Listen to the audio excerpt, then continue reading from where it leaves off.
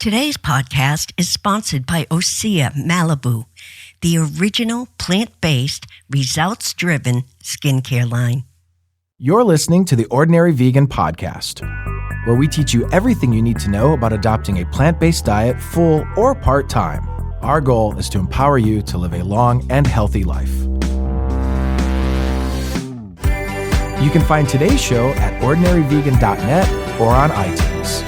If you have any questions, please send an email to questions@ordinaryvegan.net. Hello, friends, and welcome to podcast number 88, Hearty Vegan Soups to Keep You Warm and Healthy. Fall is here for many of us, so I am dedicating today's podcast to creating hearty vegan soups and simple tips to help make your homemade soup even better. If we haven't met, my name is Nancy Montori, and I am the founder of this podcast and the Ordinary Vegan website. Since 2011, I have been advocating a plant-based diet for health and wellness, animal welfare, and the environment. Speaking of the environment, hope you all had a chance to listen to podcast number 87, my interview with Nathaniel Stinnett, the founder of the Environmental Voter Project. It is a great reminder that if we care one bit about the environment, we have to go out and vote for the people who are going to do the best job in protecting our planet. Supporters of climate change legislation should take a note from organizations like the NRA, also known as the National Rifle Association here in the United States. The NRA's membership is not that large, just over 3 million, but they are rated as one of the most powerful lobbies in Washington because they get their members to be incredibly vocal and vote. So politicians, listen. We need everyone who cares about the environment to be vocal and please vote. One other thing I want to mention before we get started. The other day, one of our community members told me he listens to a lot of podcasts and so many have terrible sound and that the Ordinary Vegan podcast sounds good. That's not the first time I heard that. All the credit goes to my producer, Doug Barnes. So thank you, Doug, for making this podcast sound so good. Now, let's talk about soup. Soup is the ultimate comfort food, easy to make, easy to eat, and full of yummy nutrients. Did you know the composer, Beethoven, is quoted saying, "Only the pure of heart can make good soup"? I don't know what he meant by that exactly, but a delicious bowl of soup on a cold day is like a big hug. Also, I have noticed that we have a lot of younger people listening now who might not have a lot of experience cooking. And creating soups is great for beginners and a sure way to get all your nutrients in one dish, like grains, vegetables, beans, and healthy fats. Soup can also come in handy during the holidays. My number one healthy holiday eating strategy is always begin your holiday meal with soup. Filling up on a healthy, high-fiber soup first can help prevent you from overeating later. And several studies have shown that consuming low-energy, dense soup is a strategy that can be used to enhance weight loss and increase satiety, the act of feeling satiated. If you probably remember from previous podcasts, energy density is the number of calories in a particular weight of food. It means you can have satisfying portions of low-energy dense foods with relatively low calorie content. So high-fiber vegetables like broccoli, squash, peas, parsnips, kale, cabbage, spinach, and sweet potatoes are high-volume foods. They add bulk to your meals and fill up your stomach without a lot of calories. They also keep you full longer. And soups don't have to be boring. There are a lot of ways to liven them up. So let's start with some soup-enhancing tips. Number 1, your soup is as good as your broth. I have mentioned this before, but it is worth repeating. Save your veggie scraps in a big bag in the freezer. When you're ready to make soup, simmer those ingredients in water for a couple of hours on the stove and then strain the broth through a mesh sieve.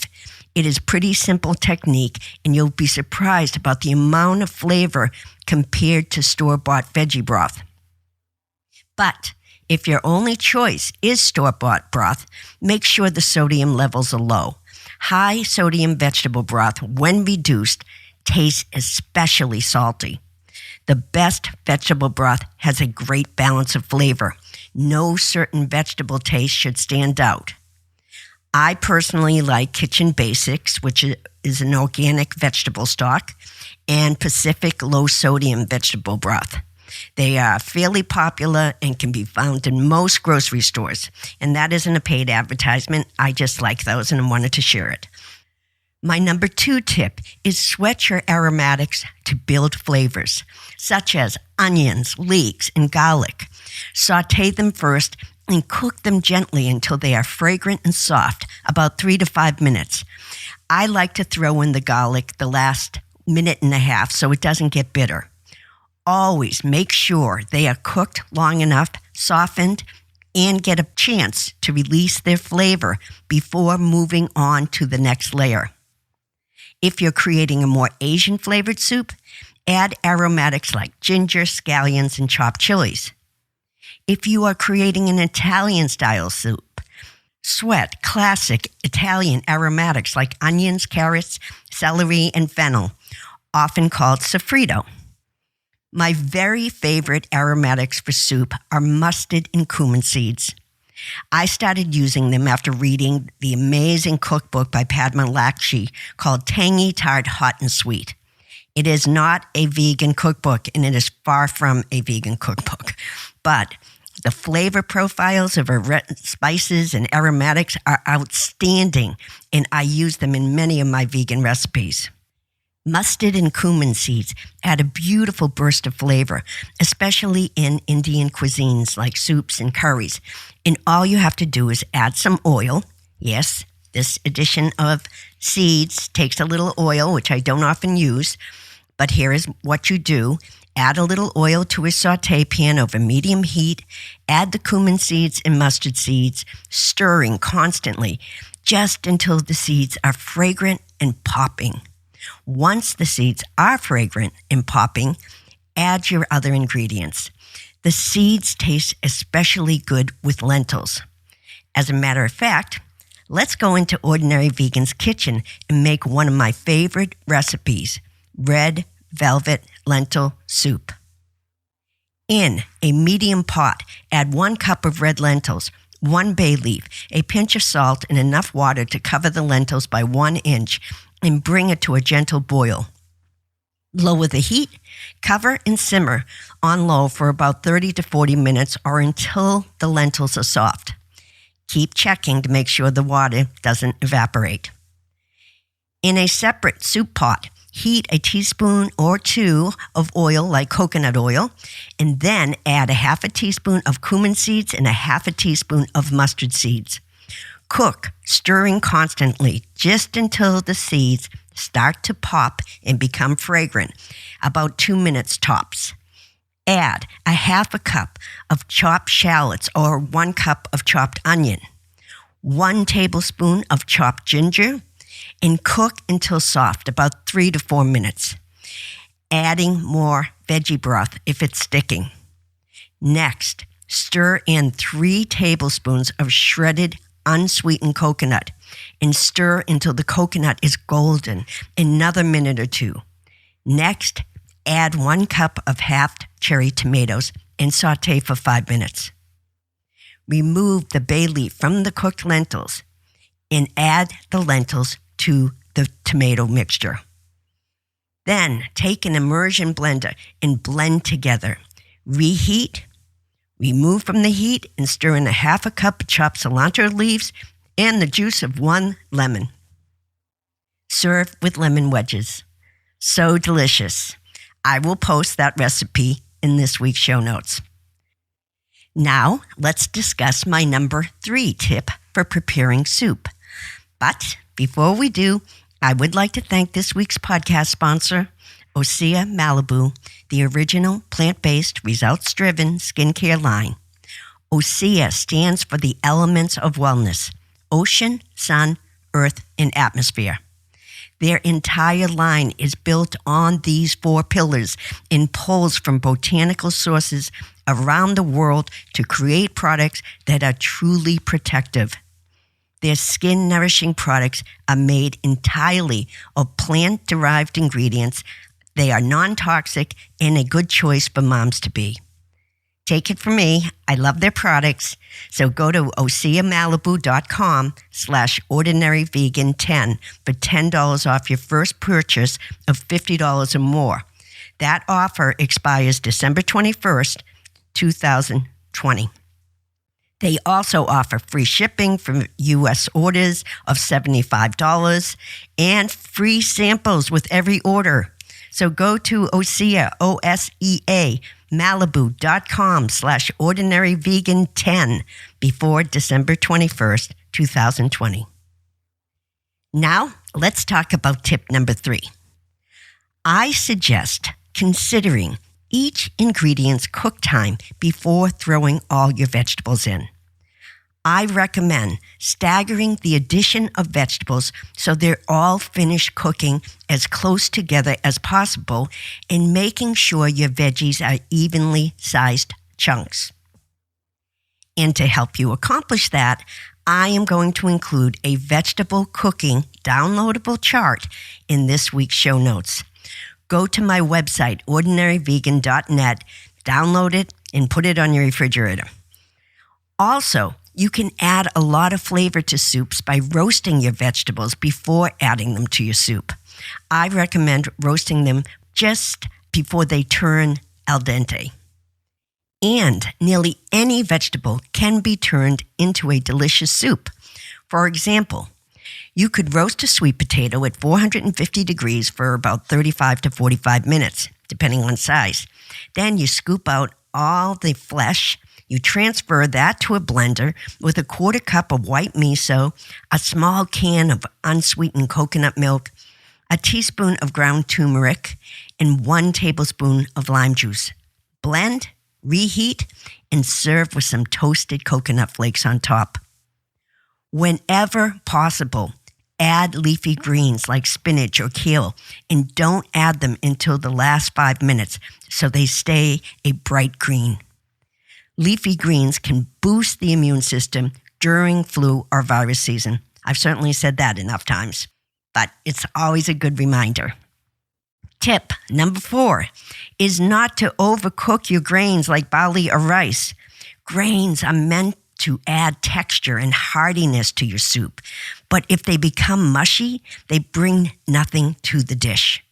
To avoid this, hold off on adding the grain until about 20 minutes before the soup is supposed to finish cooking. And if you're adding pasta, I wouldn't add small pasta until the last 10 minutes. Tip number 5, add some umami flavor. Umami is one of the 5 basic tastes. It is described as savory. My favorite way to add umami to soups is with white or yellow miso.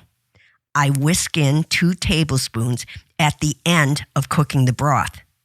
Miso should never be boiled, so add it after the cooking is done for an extra flavor boost.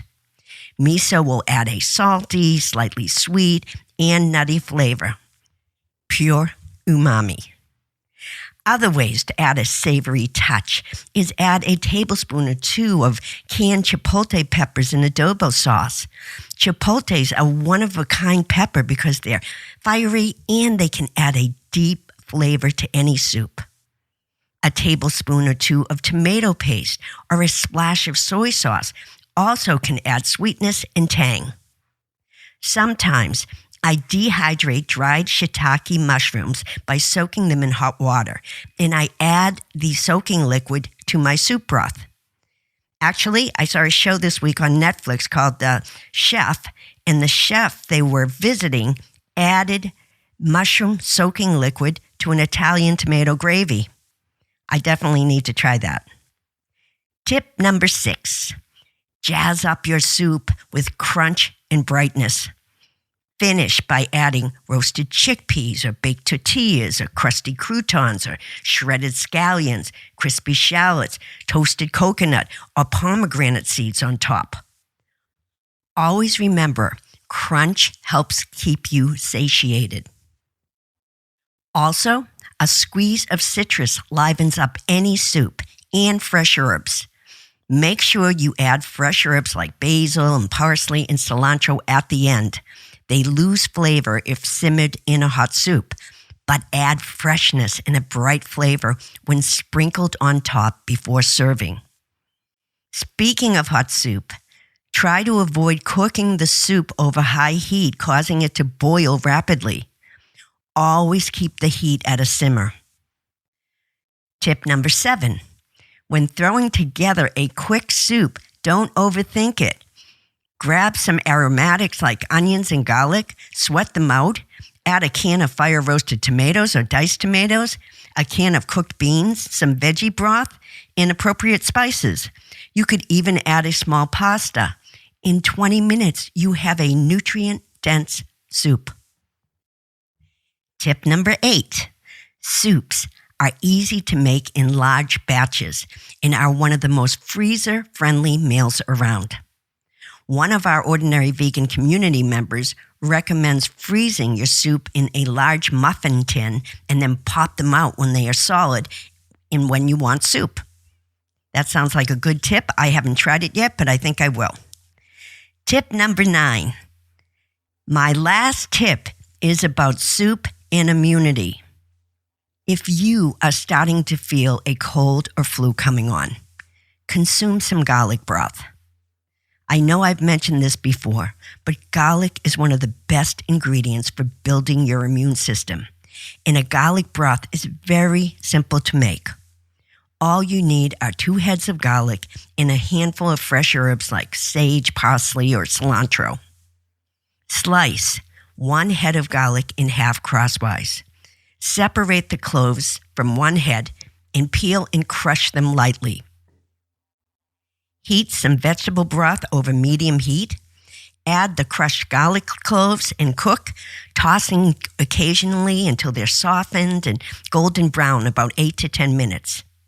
Then add 8 cups of water and increase the heat to high and bring it to a gentle boil. Add herbs and the other half head of garlic. Reduce the heat to a simmer and cook until the garlic is tender and the broth is reduced by half, about 30 minutes.